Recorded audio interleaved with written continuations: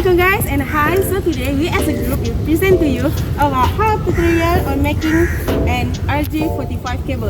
So my name is FATIHAH binti Muhammad and this is Dayang, HAFIZ and our cameraman.